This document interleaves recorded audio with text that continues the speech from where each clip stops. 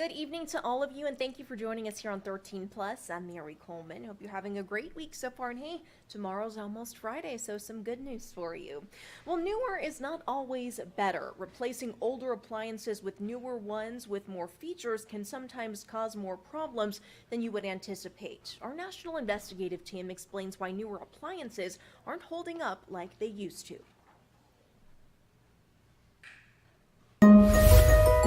Is newer always better? From refrigerators to washing machines, appliances can do more than ever, but we've uncovered a downside to these snazzy features. Not only are these modern machines becoming outdated faster, but they are more likely to break than appliances built decades ago. And an expert we spoke with says it all comes down to a known business practice. Reporter Sharon Chen digs into why their lifespan seems to be shrinking. In her lifetime, Lonnie Tupa has done a lot of laundry, and we mean a lot. I had 5 children, and so it was going constantly for years and years and years, really and truly, morning, noon, and night. She recently had to replace her washer and dryer of 37 years. Yep, 37 I probably could have eked out even longer. But shopping for an appliance these days has become somewhat complicated. Some say manufacturers have really shut the door on quality. Good morning, Dillsbury Appliance. Welcome to Dillsbury Appliance of Leavenworth. I have been directly in the appliance business for right at 50 years. Ferg Massing is the owner, and in more recent times, he's noticed a change.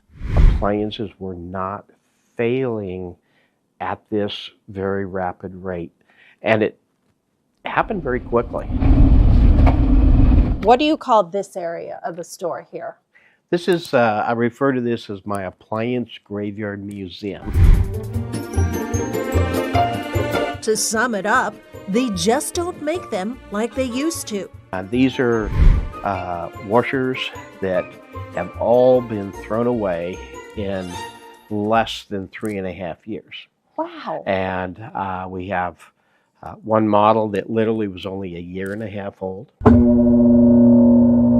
It's a problem Ferg calls planned obsolescence, the business practice of designing products to break quickly or become obsolete in a short time. In fact, take a look at this study from Pulse Technologies. The appliance repair company surveyed 80 technicians and found 70% of repairs were on appliances 5 years or younger. The study also found washers broke down the most often, followed by dryers. Refrigerators were the most difficult to fix, and all of the above, Ferg says, simply too expensive.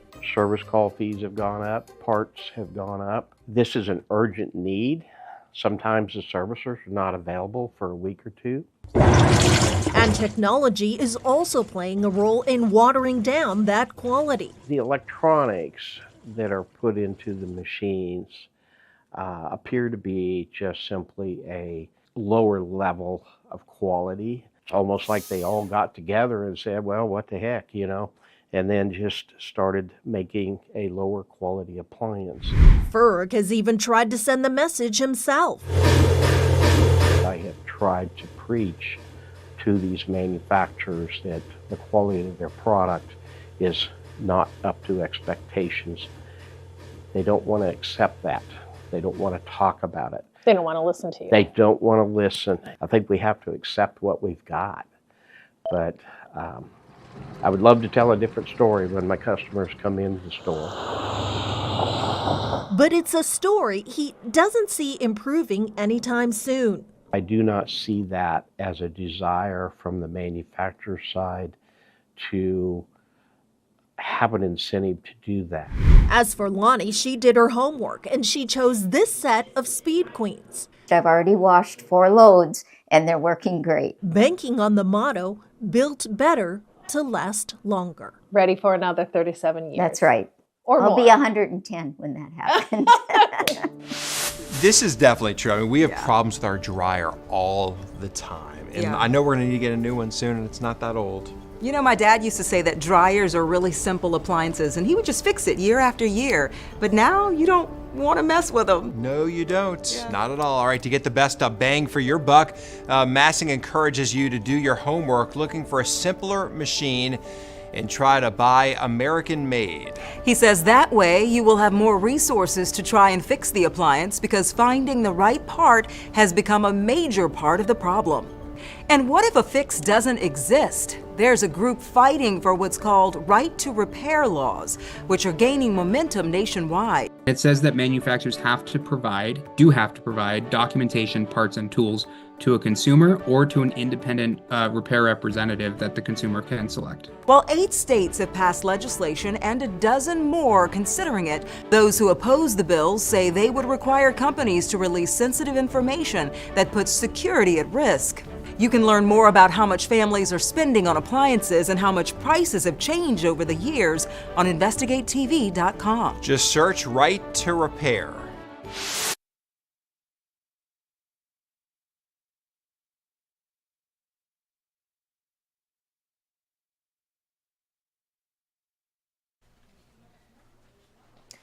Well, addiction is a battle that doesn't go away and needs constant monitoring. Sometimes those battling it need help from a man's best friend. Our national investigative team has the story of one nonprofit where people and pups can help save each other.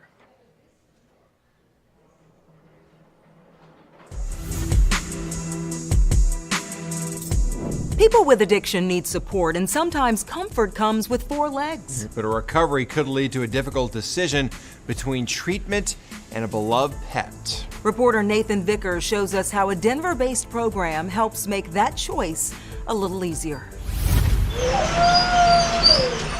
No kennel can cage the bond. Oh, I love you, buddy. What's up? Between a man and his best friend. So this is Prego Rock. Zach Gear is visiting his friend at a kennel. It's hard to not be with him, but we're doing it for a good reason, huh, buddy? He's on a journey to break free. A waste of my life, alcohol. Got a DUI, got in trouble on probation, and from his own cage. End up homeless. That's what brought him here. Good girl. To Savannah Lynn's garage-based boarding business. We all want to do something positive in the world, and I feel like this is my contribution to it. The dogs in her house form part of a web. We're the early birds on Halloween. We always have to decorate early. Not the Halloween kind. Down. More like connections that Serena Saunders has formed through her nonprofit called Positive Recovery. Positive Recovery is a program that takes in animals for people that are experiencing addiction problems, domestic violence, or mental health crisis. Her best friend, Oscar, was there for her own journey. I got sober about 3.5 years ago. I was at a point of total crisis in my life. He got me through some really severely dark times. Though Oscar died at 16 and a half years old, Saunders and her network of dog fosters now bring light. I know that's a major barrier for people who are considering going into, inpatient treatment. They offer training as well as a loving home. To us, it's really good to be able to see them get better and them get their lives on a better path. Yeah, he's doing great. It helps people like Gear shake off that barrier. Probably wouldn't have went. To be honest. He gets peace of mind. At least I know he's safe. And Fraggle gobbles up the treats. Good boy, Fraggle. We have to stop the stigma. We have to have conversations about addiction and how it impacts each and every one of our lives. It's difficult to be apart. Just coming over here, I knew I was going to see him, so I was super happy. But the tails wag for the reunion, and a kiss goodbye seals the bond that no kennel can contain. Oh.